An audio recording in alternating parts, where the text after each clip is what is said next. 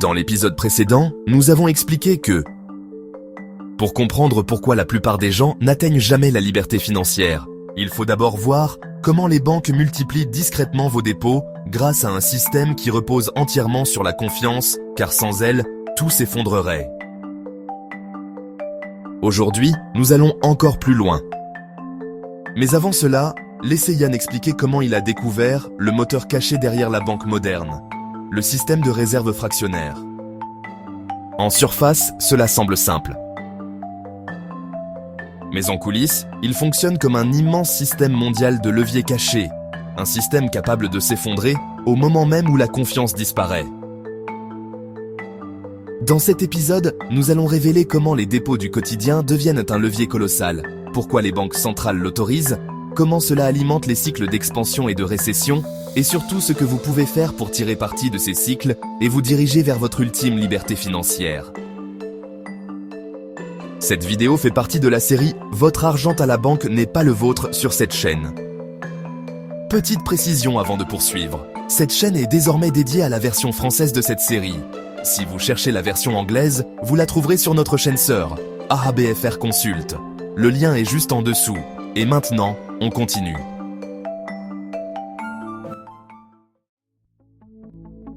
Je m'appelle Yann, je suis anglophone, je suis associé chez BFR Consult qui sponsorise ces vidéos. En 2009, un bon ami à moi a perdu une fortune dans l'immobilier au Royaume-Uni. Il a perdu son emploi et traversait une période de chaos dans sa vie personnelle. Je le connaissais comme quelqu'un de très prudent. Mais parfois, les gens ignorent simplement ce qu'ils ignorent. À cette époque, les entreprises d'investissement immobilier continuaient de faire de la publicité comme si de rien n'était, affirmant que les prix ne feraient qu'augmenter. En même temps, mon ami m'a dit qu'un banquier lui avait confié sur un ton décontracté qu'un krach arrivait en 2007. Dans ces conditions, quelle voie croire? Est-ce celle des sociétés immobilières ou celle du banquier nonchalant? Le krach immobilier britannique a commencé en 2007 et s'est accéléré tout au long de 2008 et 2009, alors que le système financier mondial sombrait dans la crise. Lors de nombreuses discussions, mon ami se répétait sans cesse « Pourquoi n'a-t-il rien vu venir ?» Cette question nous a entraînés tous les deux dans un véritable terrier. En utilisant une approche mastermind, nous avons lu, regardé et reconstitué comment le système fonctionne réellement. C'est là que nous sommes tombés sur le système de réserve fractionnaire bancaire, la réalité selon laquelle les banques ne conservent pas tous les dépôts mais en prêtent la majorité tout en gardant seulement une petite fraction en réserve. Soudain, tout avait du sens. La crise du crédit de 2007 n'était pas seulement une histoire de mauvais prêts, c'était une crise de confiance dans un système construit sur la confiance et le levier. Une fois cette confiance ébranlée, même un léger doute pouvait geler tout le mécanisme. C'est exactement ce qui s'est produit en ouvrant la voie à la crise financière mondiale de 2008. En 2012, l'ampleur du risque systémique était devenue indéniable. Aux États-Unis, la dette publique dépassait 14 000 milliards de dollars et les engagements non financés étaient estimés à plus de 113 000 milliards. Mais le danger ne concernait pas seulement l'Amérique. Au Royaume-Uni, la dette du secteur public avait grimpé à environ 1,35 milliard de livres sterling, soit environ 1,55 milliard d'euros, soit environ 81% du PIB de l'époque. Dans la zone euro, le problème était tout aussi sérieux. Mi-2012, la dette publique atteignait environ 90% du PIB. Le système était leviérisé dangereusement, silencieusement, et la plupart des gens ne réalisaient même pas à quel point il était fragile. En voyant cette rupture de confiance entre les banques, même sous l'œil des banques centrales, j'ai décidé d'aller plus loin. Comment l'argent est-il réellement créé et géré, d'une seule banque à un réseau entier? C'est devenu le fondement de ma recherche de protection financière contre un système capable de s'effondrer en un instant. Un système qui ne profite qu'à une minorité, ceux qui en maîtrisent les rouages et sont proches des leviers de création monétaire, tout en mettant en danger le reste de la population.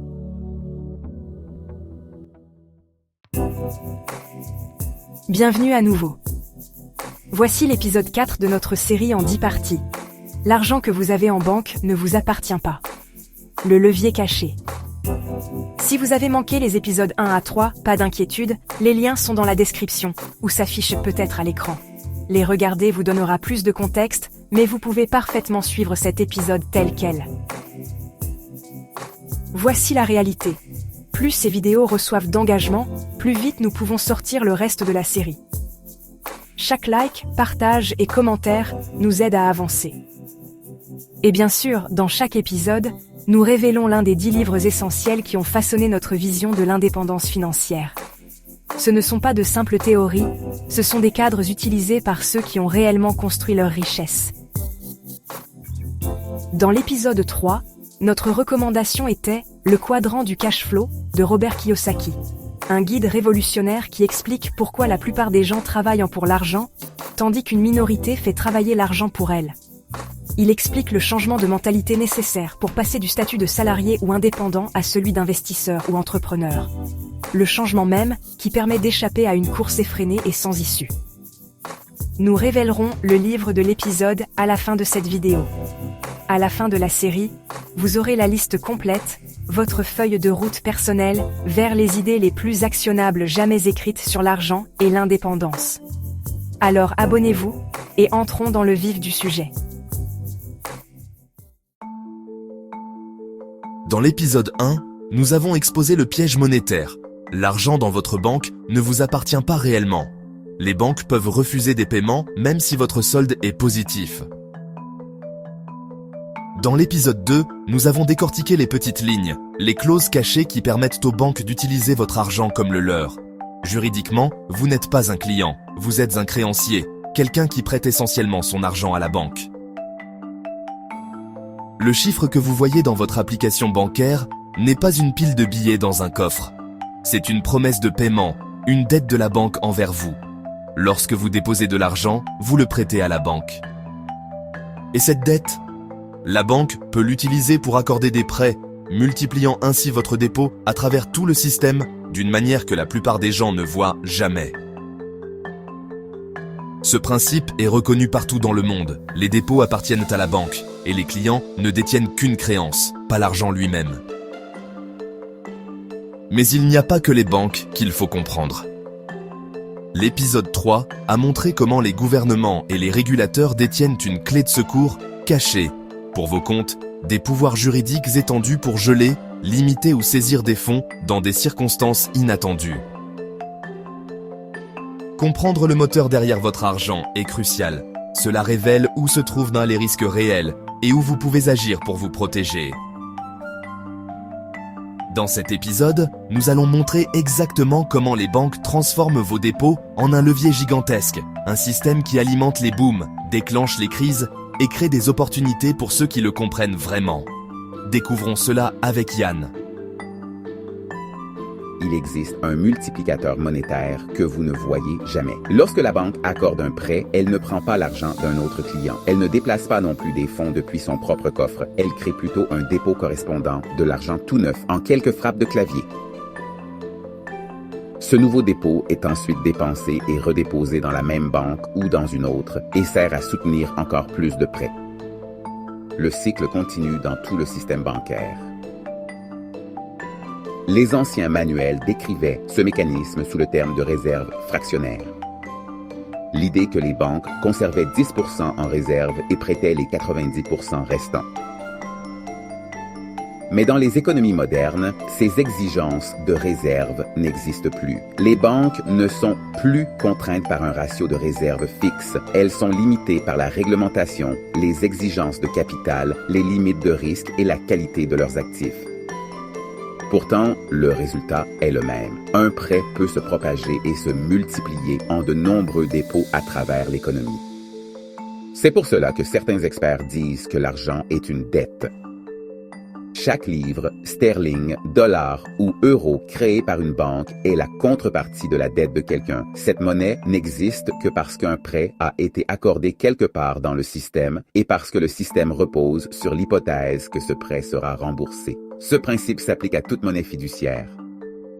La majorité de l'argent que nous utilisons n'est pas du cash physique, c'est du crédit bancaire, des chiffres sur un écran produits chaque fois qu'une banque accorde un prêt. Dans le système financier moderne, la masse monétaire n'est pas imprimée, elle est créée au moment où une banque accorde un prêt. Ainsi, au lieu d'appeler cela un système de réserve fractionnaire, un terme plus précis est système de création de crédit. Pourquoi? Parce que dans les économies modernes, les banques ne sont plus limitées par les réserves. Aux États-Unis, l'exigence de réserve est de 0% depuis mars 2020. Au Royaume-Uni, il n'y a aucune exigence obligatoire pour les banques commerciales et en zone euro, la réserve obligatoire est de 1%, mais ne limite pas réellement l'activité de prêt.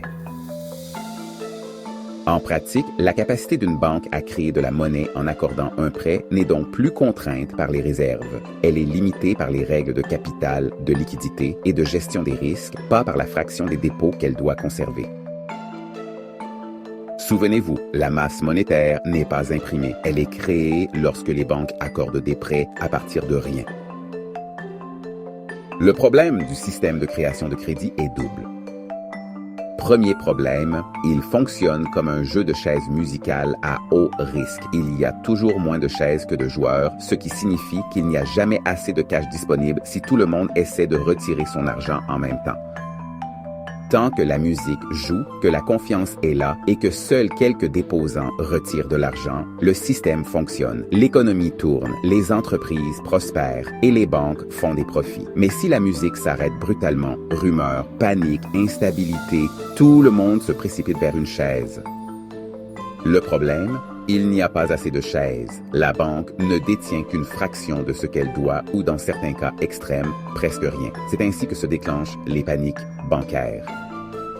Deuxième problème, il n'y a jamais assez d'argent dans le système pour couvrir tous les intérêts générés par les prêts créés à partir de rien. Pour que le système survive, la dette doit constamment augmenter. Sans un flux continu d'emprunts et de prêts, la musique s'arrête et le système s'effondre, car même si la création de crédit est puissante, elle est aussi fragile. La clé est de comprendre ce jeu, comment dépôt, prêt et intérêt interagissent afin de pouvoir naviguer dedans en sécurité et protéger votre patrimoine. La banque fut conçue dans l'iniquité et née dans le péché. Les banquiers possédant la terre. Retirez-leur la terre, mais laissez-leur le pouvoir de créer des dépôts. Et d'un simple coup de plume, ils créeront assez de dépôts pour la racheter à nouveau. Cependant, retirez-leur ce pouvoir, et toutes les grandes fortunes comme la mienne disparaîtront, et elles devraient disparaître, car cela rendrait le monde plus heureux et meilleur. Mais si vous souhaitez rester les esclaves des banquiers et payer le prix de votre propre esclavage, alors laissez les banquiers continuer à créer des dépôts. C'est un rappel brutal. Comprendre l'argent n'est pas optionnel, c'est le fondement même de la liberté. Car une fois que vous comprenez réellement le jeu, comment dépôt, prêt et intérêt fonctionnent, vous cessez d'être une victime inconsciente, un participant passif entraîné par le système, et vous commencez à chercher une issue, comme les membres de notre communauté. C'est seulement à ce moment-là que vous pouvez naviguer ce monde avec plus de sécurité et prendre des mesures concrètes pour construire, protéger et faire croître votre richesse. Yann poursuit sa réflexion.